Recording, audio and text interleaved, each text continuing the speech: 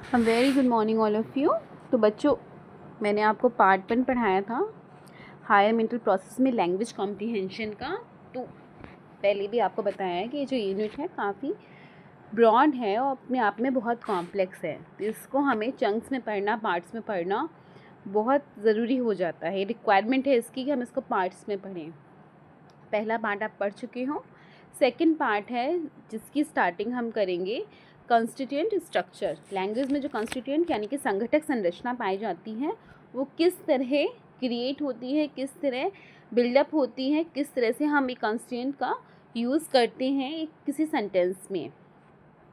तो जो language comprehension है उसके बारे में जो साइकोलॉजिस्ट हैं, ठीक है, वो एक स्पेसिफिक व्यू पॉइंट पे एग्री थे। जैसे कि उन्होंने बताया कि in the form of a phrase or a basic unit in which more than one word is found, ठीक है, in a sentence it is in the form of a phrase or a basic unit in which more than one word is found, it's called constant। ठीक है, आप किसी भी sentence में देख लो, ठीक है, फ्रेजेस के फॉर्म में या किसी बेसिक यूनिट के फॉर्म में जहाँ पे एक या एक से अधिक वर्ड का यूज़ हो रहा है वहाँ पे पाए जाते हैं। लेकिन ये सेंटेंसेस के एक छोटे से पार्ट के रूप में होते हैं। ठीक है, कुछ साइकोलॉजिस्ट का ये भी, जैसे क्लार्क एंड क्लार्क थे, उनका ओपिनियन था कि जो भी हमारे, जैसे इसमें लिखा भी है इन्होंने, broadly a group of word is called constant. Group of words जो हैं that is called the constant, उसको हम कह रहे हैं एक स्पेसिफिक सेंटेंस आपने ले लिया, कोई भी सेंटेंस ले लो, इसी में इतने सारे सेंटेंस लेके आप उसको भी देख सकते हो स्लाइड में।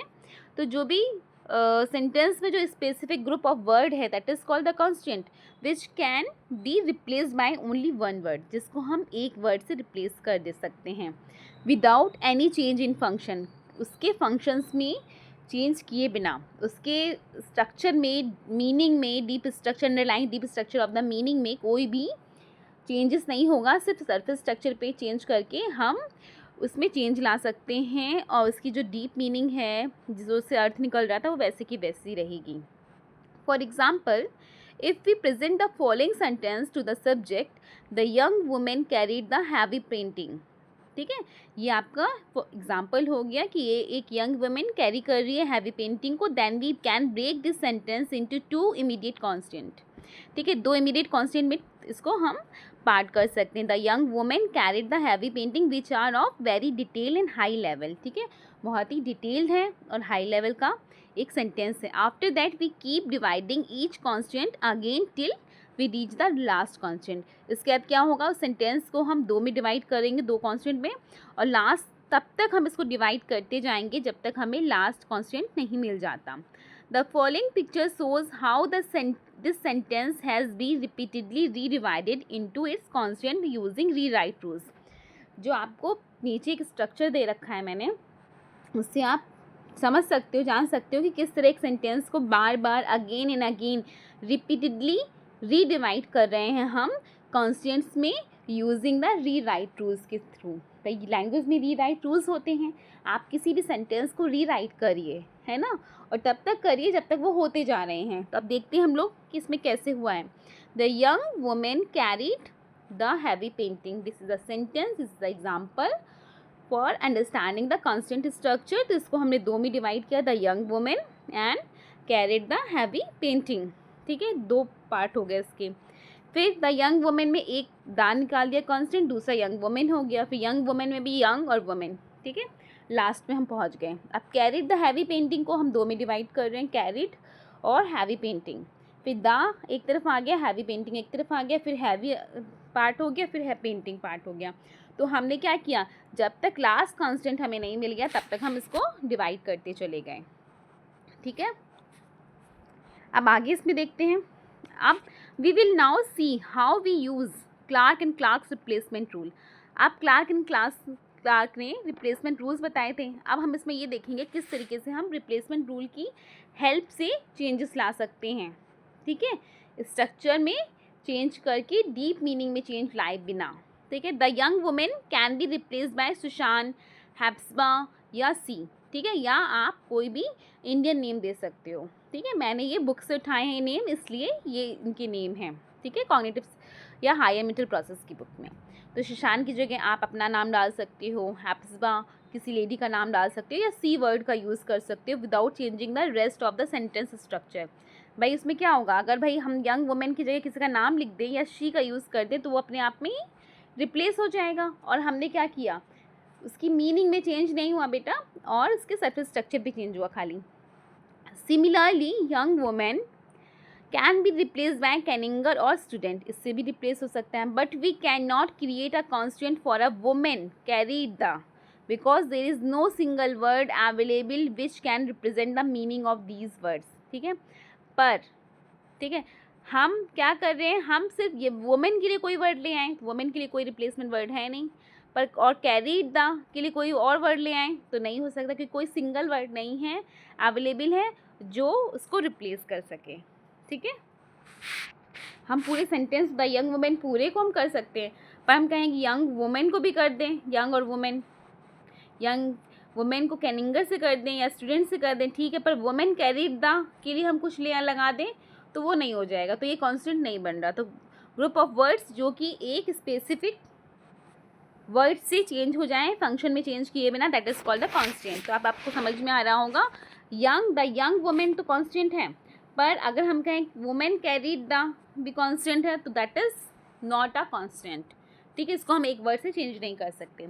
अब आगे देखते हैं जो कॉन्स्टेंट्स हैं और उसकी अंडरस्टैंडिंग कैसे डेवलप होती हैं। कई तरह के जो प्रोसेसेस होते हैं वो हमें फॉलो करने पड़ते हैं, जैसे कि हियरिंग द स्पीच साउंड, पहले तो हम स्पीच साउंड्स को सुने, फिर है storing the representation of the speech sound in short term memory, speech sound का जो भी रिप्रेजेंटेशन है इसको हम स्टोर करें कहाँ, अपने STM में, शॉर्ट टर्म मेमोरी में। Determining the meaning of the word in semantic memory, और जो भी हमें वर्ड की मीनिंग मिल रही है, जो भी हम समझ पा रहे हैं, निर्धारित कर रहे हैं, उसको हम सिमेंटिक मेमोरी पे, सिमेंटिक मेमोरी में ही वर्ड की जो भी मीनिंग हमें पता होती है, चलती है या कुछ नॉलेज मिलती है तो उसको हम सिमेंटिक मेमोरी में स्टोर कर लेते हैं। ठीक है, next organising the representation of speech sounds into a chain. अब हमें क्या करना है, स्पीच साउंड का जो भी रिप्रेजेंटेशन है कि कॉन्स्टेंट को क्या करना है, ऑर्गेनाइज कर लेना है इन अ चेन फॉर्म में। Determines the meaning of constant, संघटक जो भी संघटक है हमारे कॉन्स्टेंट है की मीनिंग को हम डिटरमाइन करें। Combined constituent to make sense of a whole sentence, पूरे वाक्य के मीनिंग को क्लियर करने के लिए हमें क्या करना है, जितने भी कॉन्स्टेंट है उनको कंबाइन करना है, तभी हम समझ पाएंगे। चेन से चेन, चेन से चेन, वर्ड से वर्ड, कॉन्स्टेंट से कॉन्स्टेंट को जोड़ के रखना है, तभी हम अच्छे से समझ पाएंगे। Forget the exact word of constant and remember the gist. ठीक है, आप कैसे क्रिएट कर सकते हैं, जब हम कॉन्स्टेंट के सटीक शब्दों को भूल जाएं और सिर्फ उसका ब्रीफ या जस्ट याद रखें कि वो कहता क्या था। अब आप सोचो ना, आप लोग इतनी फिल्में देखते हो, स्टोरी सुनते हो, तो क्या as it is word to word सारी चीज़ों को याद रखते हो? नहीं, ऐसा नहीं होता। हमारी मेमोरी तो क्या है, कंस्ट्रक्टिव है, कंस्ट्रक्शन होता रहता है। हम आज जो बात कह रहे हैं आपसे, आप जब दूसरे को समझाओगे तो जस्ट भले ही वही रहेगा, लेकिन जो उसका फॉर्म है, सरफेस स्ट्रक्चर है, वो चेंज होता जाता है। यही पे मैं यहाँ पे यही चीज़ मैं आपको समझाना चाह रही हूँ कि जस्ट अगर हम याद रखें और सरफेस स्ट्रक्चर में चेंज करें तो बिना उसके अंडरलाइन मीनिंग, डीप मीनिंग में चेंज लाए बिना, सिर्फ सरफेस में चेंज ला के हम क्या करते हैं, चेंजेस ले आते हैं सेंटेंसेस में, और ये किसके थ्रू होता है, कॉन्स्टेंट ऑफ वर्ड्स के थ्रू। ठीक है, कॉन्स्टेंट स्ट्रक्चर को अपनाते हुए। अब बात करते हैं the psychological reality of constant structure.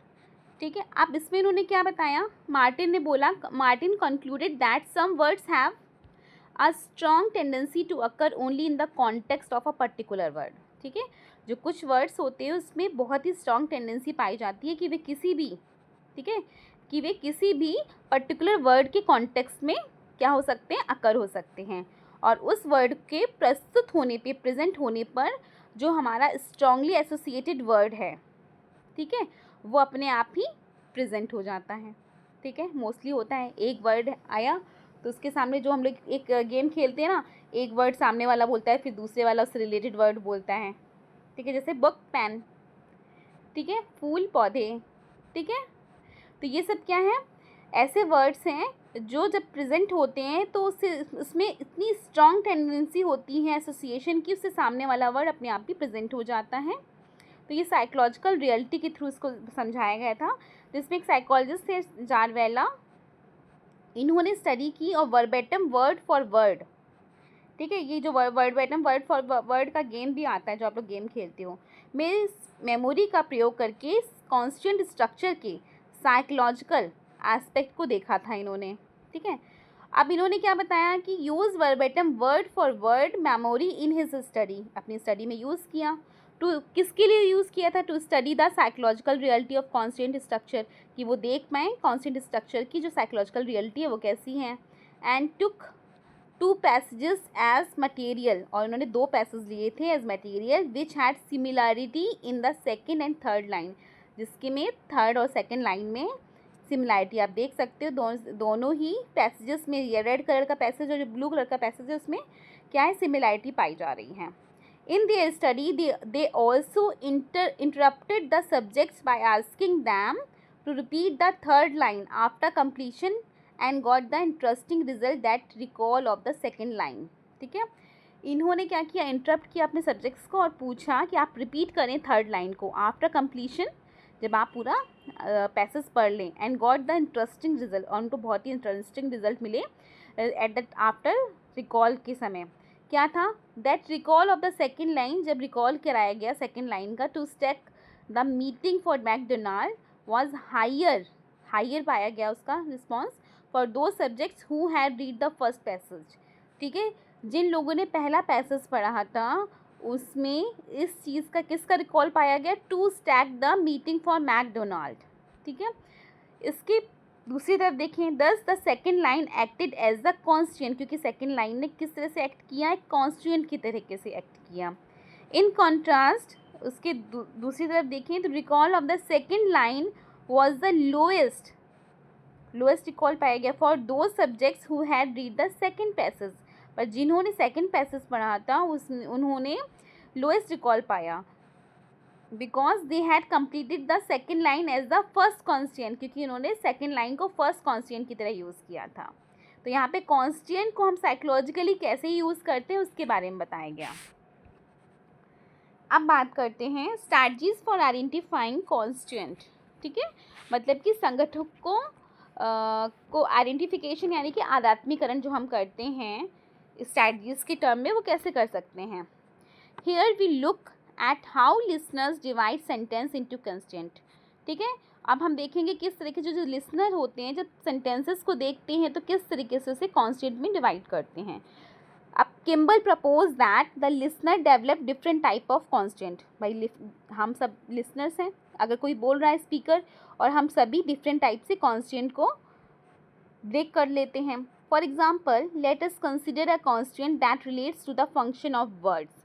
मतलब कि अगर हम देखें कि अगर ये जो कॉन्स्टिट्यूएंट्स हैं, अगर हम उसके फंक्शन ऑफ वर्ड्स को देखना चाह रहे हैं कि ये किस तरह वर्क करते हैं, तो let us consider constituent that relates to a function of words. अब फंक्शन ऑफ वर्ड्स क्या होते हैं? Function of words are those words, मतलब कि प्रीपोजिशंस या conjunctions that are very important to the structure of a grammatical sentence.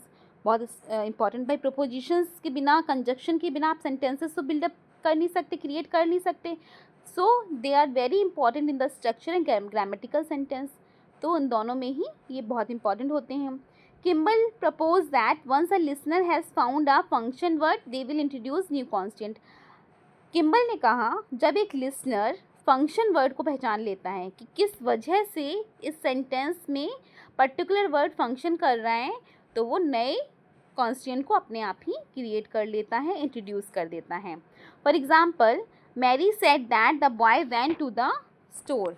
तो जब listener इस सेंटेंस को सुनता है तो वो कई बार क्या करेगा? दैट को टू, ठीक है, कई बार हम लोग क्या करते हैं, दैट यूज़ हो रहा है तो टू लगा देते हैं, ठीक है।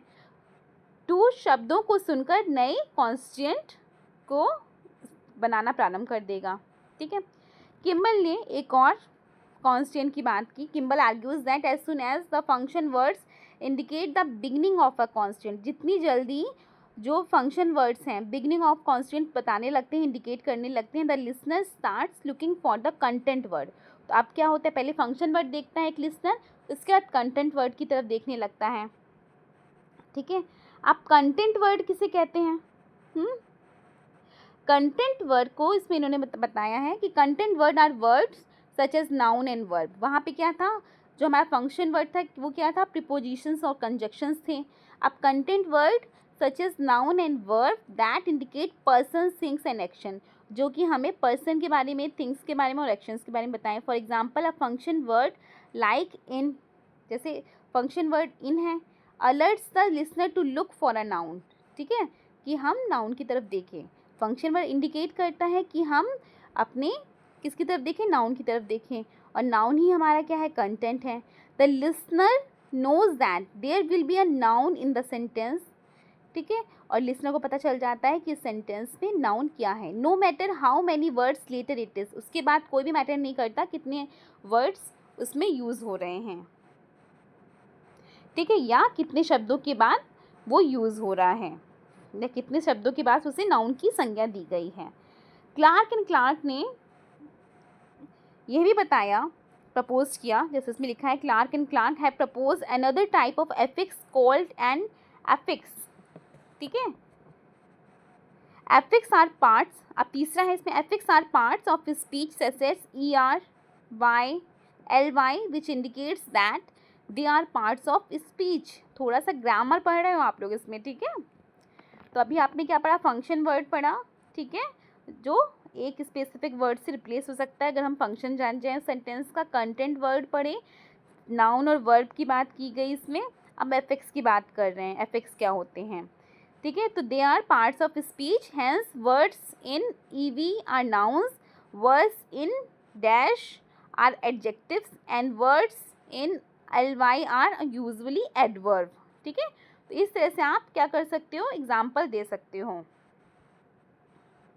ठीक है। इसलिए सिंपल से बता सकते हो कि EV वाले शब्द क्या हैं, आपके नाउन हैं, Y वाले शब्द आपके क्या हैं, विशेषण हैं, और LY वाले शब्द क्या हैं, आपके एडवर्ब, यानी कि वो भी क्रिया विशेषण हैं। लिसनर वर्ड पार्ट का प्रयोग क्या कर रहा है कि लिसनर जो है use word part to identify the word present, ठीक है, प्रेजेंट के लिए करता है। Not all these strategies are foolproof, जितनी भी स्ट्रैटजीज आपको बताई हैं वो फुल प्रूफ नहीं है कि आप हमेशा इसका यूज़ करके सेंटेंसेस को चेंज कर दो। They do not always guarantee a solution, हमेशा ये गारंटी नहीं दे रही है कि हमेशा आपको सोल्यूशन मिल ही जाएगा। एंड कैन मिसलीड अस, ये कई बार हमें मिसलीड भी करती हैं। However, these strategies usually allow us to understand the sentence correctly, लेकिन ये strategies most of the time हमें allow करती हैं सेंटेंस को अच्छे से समझने में। Hence, such language comprehension strategies are called heuristic method। पर ये जो language comprehension strategies हैं, इनको हम heuristic method की तरह देख सकते हैं, रूल ऑफ थंब की तरह देख सकते हैं, ठीक है। एल्गोरिथम मेथड की तरह नहीं देख सकते, रूल ऑफ थंब यानी कि ह्यूरिस्टिक मेथड्स की तरह देख सकते हैं, ठीक है। थोड़ा सा डिफिकल्ट है बेटा higher mental process comparatively social psychology से, पर आप इसको अगर अच्छे से समझना चाहोगे, इसकी जिस्ट को समझो, जैसे बताया गया ना, जिस्ट समझना है। कॉन्स्टेंट स्ट्रक्चर क्यों कहा गया कि हम कुछ स्पेसिफिक वर्ड्स को, ग्रुप ऑफ वर्ड्स को यूज़ करके सेंटेंसेस में इस तरह चेंज लाएँ कि उसकी मीनिंग अंडरलाइंग डीप स्ट्रक्चर में चेंज ना आए, ठीक है। आप कैसे तोड़ सकते हैं, आप 3 से 4 एग्जाम्पल भी दे सकते हो। फिर इसके बाद क्लार्क एंड क्लार्क ने कैसे बताया किस तरह हम रिप्लेसमेंट रूल को यूज़ करते हैं। किसी लड़की का नाम वुमेन यूज़ हो रहा है तो कैसे शी या कोई और नाम लाके हम यूज़ कर सकते हैं, ठीक है। फिर कॉन्स्टेंट अंडरस्टैंडिंग में किस तरह से इन्होंने बताया कि किस तरह के प्रोसेस इन्वॉल्व है, तो प्रोसेस आपको पढ़ने हैं इसमें। फिर साइकोलॉजिकल रियलिटी क्या है, हम किस तरीके से चीज़ों को समझते हैं, किस तरह से प्रेजेंट करते हैं, दोनों ही मायने रखता है। 2 आप पैसेज दे दीजिएगा। फिर strategies for identify constant structure, किस तरह से हम आइडेंटिफाई करते हैं कॉन्स्टेंट स्ट्रक्चर को, किस तरह की स्ट्रैटजीज हैं। तो पहली स्ट्रैटजी में आपका फंक्शन वर्ड आ रहा है, दूसरा कंटेंट वर्ड आ रहा है, फिर एफिक्स आ रहा है।